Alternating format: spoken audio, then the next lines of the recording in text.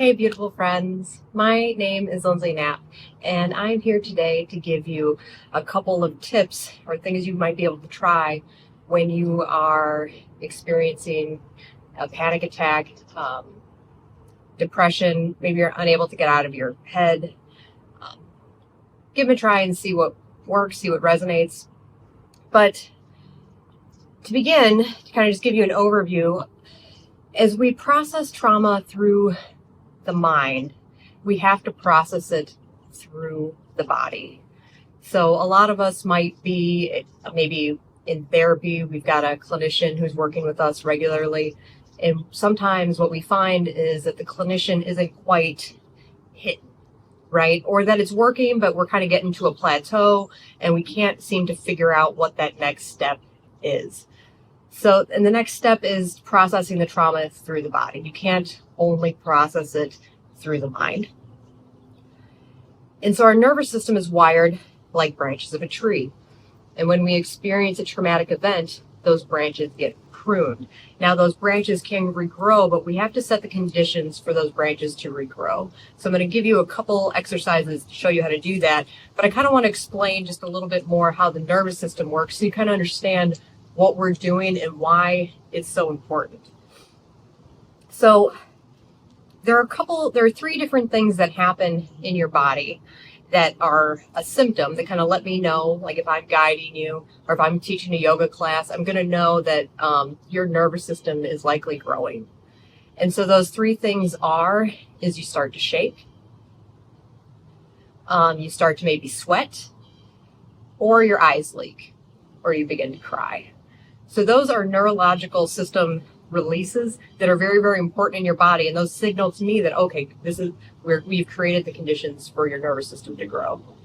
But the problem is a lot of times what we do is when we start to experience those, we stop it right away because something's wrong, right? So like if we start to shake in whatever position we're in, if our arms are extended, we're not in muscle failure. So the muscles still work, but we're shaking for an unknown reason. We tend to get out of that position right away in an effort to stop the shaking. Or we start to blame ourselves. Maybe we're having a panic attack and we're just lying in bed and we start to shake profusely. The first thing we might do is start to blame ourselves for that and figure out a way to stop the shaking. So I would argue, and this is what the science says, is to lead into that and complete that neurological loop. Finish that shake. Shake even harder if you have to, or if you can't. Same thing with crying. A lot of times when our eyes start to leak, sometimes we know why we're crying. Other times we may not necessarily know. And then that same kind of process may take shape again, where we start to maybe blame ourselves or be like, well, I'm not crying. Everything's fine. Nothing to see here. And so we stop ourselves and that neurological loop never gets closed. So it's important to if we start to shake or start to cry or we start to sweat, you can even go in the opposite direction and get very, very cold. But just leaning into that, not beating yourself up, just understanding that this is your nervous system literally taking care of business and leaning into that so that happens. So this doesn't just happen in humans, right? So animals and all other kinds of species, they experience this loop, so to speak.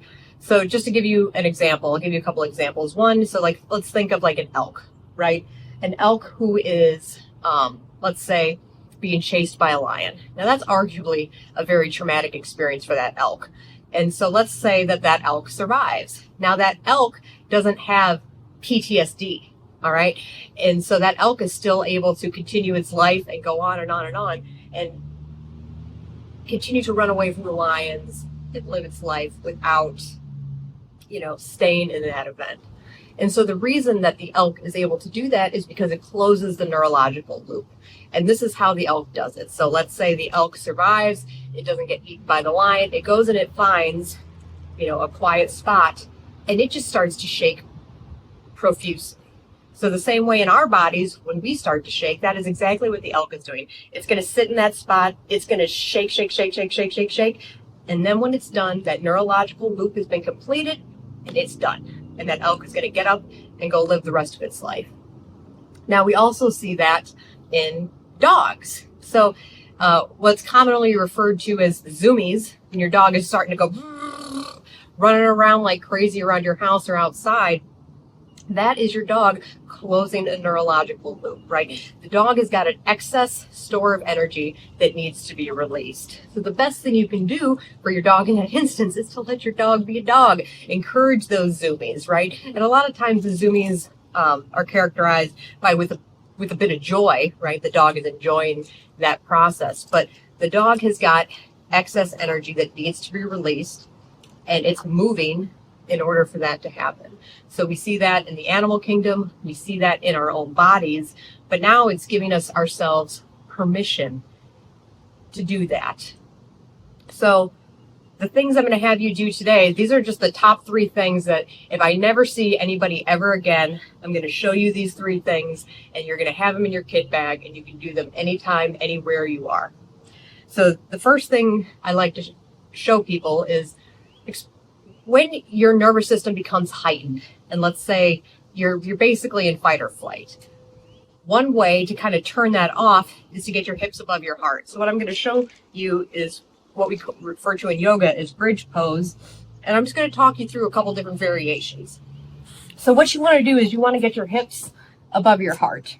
All right. And so I'm going to use a yoga block here, but if you're laying in your bed, you can use pillows. You can do this in bed. You don't need to be on a yoga mat. You don't need to be outside. You can be anywhere that you want, but we're going to start by laying flat. All right. I'm going to have my knees bent and my feet flat on the floor. And then I'm just going to tuck my tailbone and I'm going to start to lift my hips up. And then once I've got my hips up, I'm going to take the block or the pillows, and if I've got a block, I'm going to place it right underneath my fifth bone. So there's a bone right here that's going to hold this up, or where I'm going to let that block rest upon. And then from here, you've got some options, right? So sometimes it feels nice to let your arms come open and just lie to a T. Sometimes it feels nice to let your arms go up over your head. And then sometimes it also feels nice to just drape your arms over your chest. So you're just going to kind of play with some different positions to see where your arms go. And you're going to pick the one that feels the most restorative. And then from here, you're just going to lay. You're going to stay here. If you can stay here for 3 to 5 minutes, that's going to be perfect. But you're just going to hold this position. This is going to help reset your nervous system, turn off your fight or flight. It's going to let all this blood drain into your chest, into your brain. And you're just going to take a moment here to start to maybe bring your attention to your breath. All right. So sometimes I like to call it the monkey mind. The monkey mind is going 100 miles an hour. All right. And that may be part of the reason why you're experiencing anxiety or this panic attack. Perhaps you're in a panic attack right now, and your brain is just going on and on and on, and there's nothing you can do to stop it. So don't, right? So it's like if our mind is a monkey, I feel like when we're going through a panic attack, it's like the monkey's been given a hammer and it's just beating the crap out of us with this hammer. So the monkey's going to do what the monkey's going to do. It's got tools. It's going to use them. So what we're going to do here is, if you're able, we're going to give that monkey something else to do. All right. And the thing we're going to do from here is it's called box breathing. So we're going to start to bring our awareness to our breath. All right. And if you're laying here crying or whatever the case may be, don't start thinking about your breath. All right. If you're having a full-on panic attack, have it. Have the best glorified panic attack you've ever had. I want you to feel that thing. Don't try to stop it. You could be hysterically crying. You could be screaming. You could be raging, but let those hips just stay above the heart and rage all that you need to. All right. We're not going to stop it. We're going to let it keep going until it's done.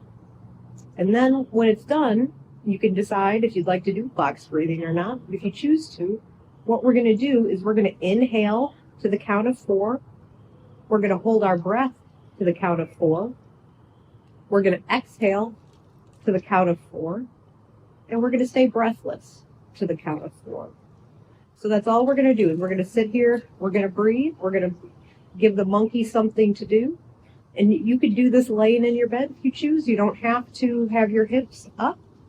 But this is just something you can add on to help calm that mind. We're going to just do a couple together. See if you're familiar with that. So So we're going to inhale, 2, 3, 4. We're going to hold, 2, 3, 4. We're going to exhale, 2, 3, 4. We're going to stay breathless, 2, 3, 4. We're going to inhale, 2, 3, 4. We're going to hold, 2, 3, 4. We're going to exhale, 2, 3, 4. We're going to hold, 2, 3, 4.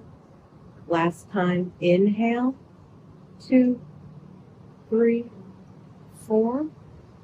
Hold, 2, 3, 4. Exhale, 2, 3, 4.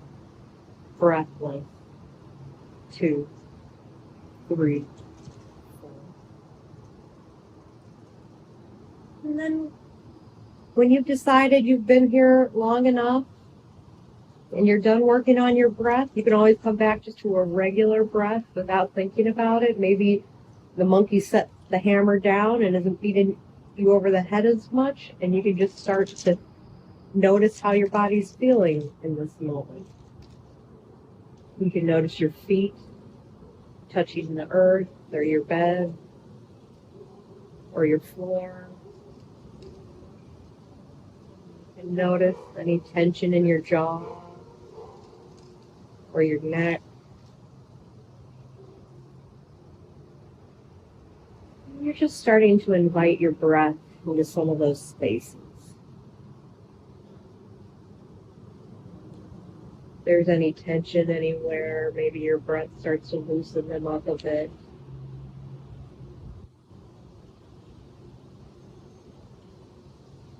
Maybe your breath over time starts to slow and deepen. You notice your belly rising with each inhale and falling with each exhale.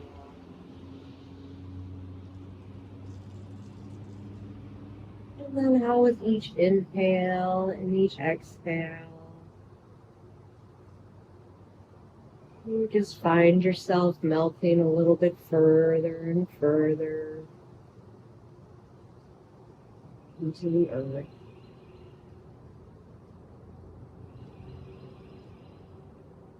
And just noticing what you notice without judgment. Letting it be exactly what it needs to be. You could be completely tranquil, or you could be on the Hot Mess Express. And it doesn't matter. You are exactly where you need to be. You are loved. And you are safe and supported.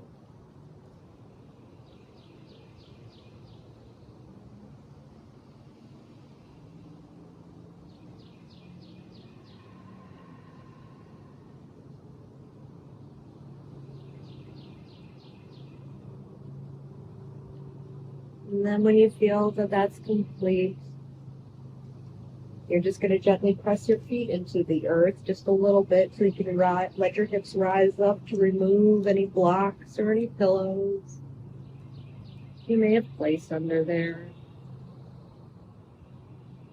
And then from here, you've got some options. Sometimes it feels nice to just rock the knees side to side, especially if you've got some tension in that low back. Or you can even extend the legs long, maybe the arms go overhead, give a nice long stretch.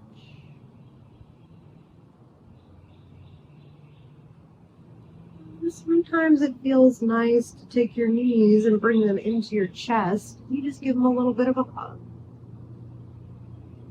sometimes it feels nice to let your head come up to your knees.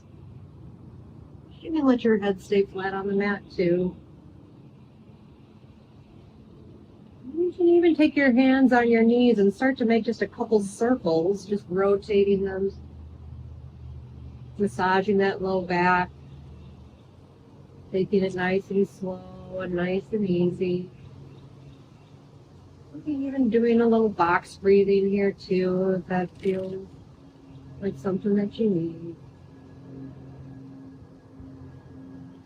You might take some circles in the opposite direction.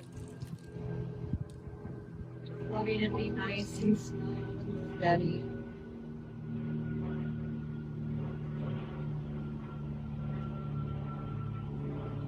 And I'm going to take a happy baby, but you don't necessarily have to if you don't like. You can grab your feet, even if that's available to you. Let the feet go up in the air, kind of stretching out one leg or stretching out the other. All of this is optional. The important part is to just let your hips come up in the air. The rest of this sometimes just feels nice to do afterwards. All right, so I've showed you bridge and I've showed you box breathing.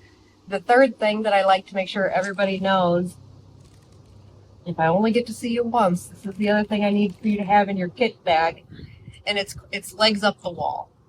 So sometimes bridge pose, some people don't have, they aren't able to access that. Their low back might be a little spicy, and it's hard to get it elevated. And there's a lot of reasons folks might not have, that might not be available to them. So the other thing you can do, or in addition to bridge, is legs up the wall. So what you're going to do is you're going to lay flat on your back, and you're going to let your legs go up in the air. All right? And so if your legs are up in the air like mine, you're engaging your core right now, right? So you're having to do a little bit of work to keep this position. So what I just want you to imagine is that I've kind of wiggled my way up against a wall. All right? And so you can do this anywhere you've got a wall. You can do it in your bed, let your legs lay up on the headboard. You're just flipping around. But you're going to just sit here and lay.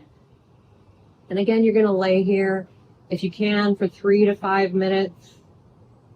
And you've got the option again to do that box breathing again with your legs up the wall.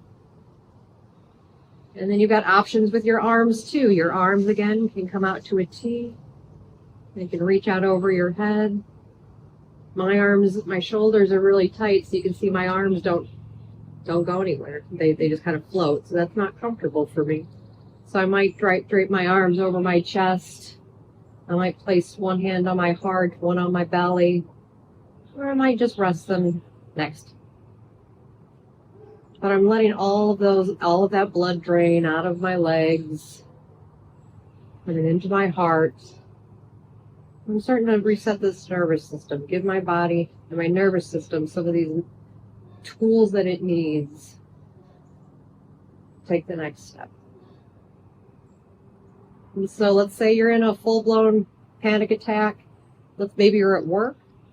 And maybe you have an office. Maybe you can go in the office and close the door or find an empty conference room.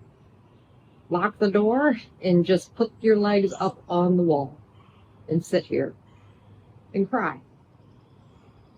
Or shake. Or whatever you need to do.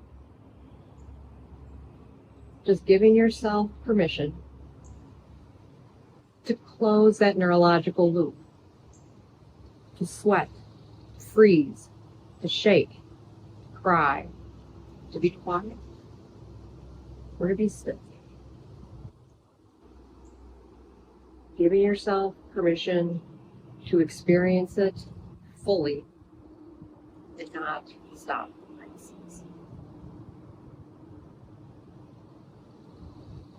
And then if that monkey is taking that hammer and beating you over the head with it, you might decide to do box breathing in this position. You might decide to take an inhale, 2, 3, 4, hold, 2, 3, 4, Exhale. 2, 3, 4. Breath. 2, 3. We're going to inhale. 2, 3, 4. We're going to hold. 2, 3, 4. We're going to exhale. 2, 3, 4. And we're going to stay breathless for 2, 3. We're going to do that one more time. Inhale. 2, 3, 4. We're going to hold. 2, 3, 4. We're going to exhale. 2, 3, 4. And we're going to stay breathless for 2, 3. And then from here, you can come back to a natural breath. And your breath starts to deepen. And it starts to slow.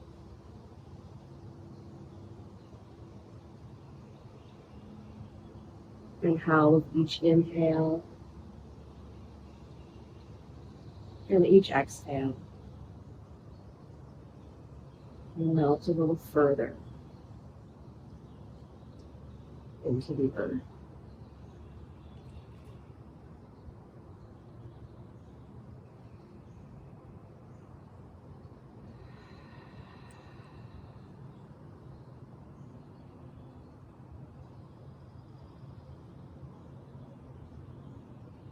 And then as you're ready, you can stay here for as long as you like. Or you can gently bring your legs up to the wall.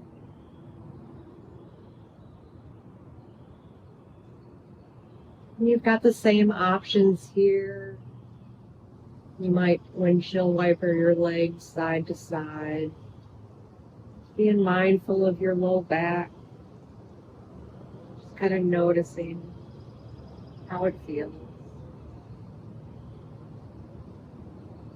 You can decide if you want to take your knees into your chest and give them a hug.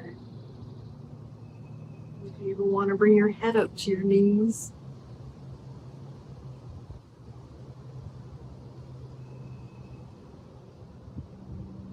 Or even massage your low back, taking a couple of circles with those knees. Hands come to your knees, and you just move those knees in one direction. Move real small circles, or they can grow and get a little bigger. Really just giving yourself permission to play.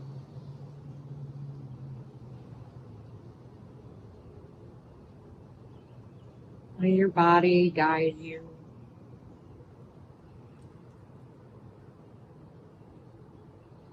And you're just noticing what you notice without judging.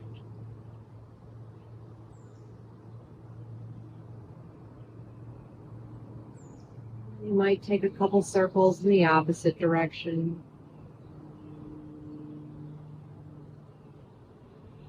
All of this is just optional. The important part is the legs up the wall, but sometimes it feels nice to come off gently and take these little circles. And then once you've done a bunch in the opposite direction, you might lift your legs, come up again into a happy baby. Again, you don't have to. This doesn't feel right to you or comfortable. You don't have to.